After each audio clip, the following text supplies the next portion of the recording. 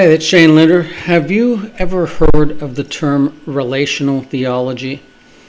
It is the idea that people base their theology, what they accept theologically, on relationships that they have. Now, a lot of earnest seekers of truth find such a thing very objectionable because our theology should be based upon what we believe to be true. If we believe the Bible is true, then we would search different religious denominations to find the denomination that most closely adheres to the Bible. Or if we were to believe that an Eastern tradition like Buddhism or Hinduism was true, then we would be affiliating with one of those organizations or a sect that follows those teachings. So this idea that a person is going to base their theology on relationships is somewhat strange to a Bible student or somebody that prioritizes the ultimate truth. But it is a reality that probably more people than we would want to believe are relational theologists. That is what the reason they belong to the church they belong to is because of the relationships they have in those churches and not because of the theology that the church is actually teaching.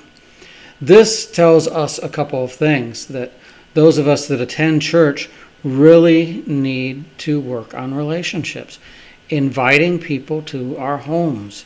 A lot of churches have potlucks and we might sit down at the same potluck table with somebody, but that is not enough.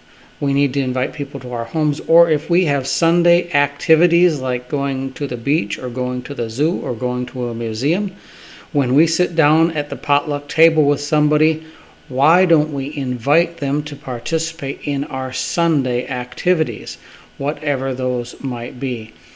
Building relationships is very important, and it's not that we want to promote relational theology as a good thing.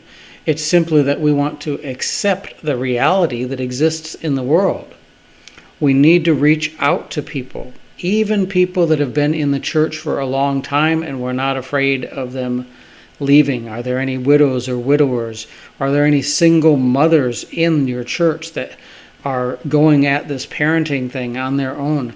Do we have any orphans? And the modern definition of orphans is children growing up in single-parent homes, especially if they don't have a father active in their lives. What are we doing with them? Why don't we be inviting them on our Sunday activities, getting them involved in Pathfinders, doing relational activities, bringing them into the church? Let people know that they are loved. Let people know that they are wanted.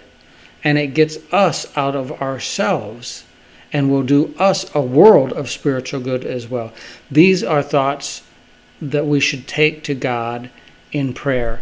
And I hope that you will consider them so that we can make our church more warm and vibrant and active, and that God's love will be felt among those that come and visit us and those that attend.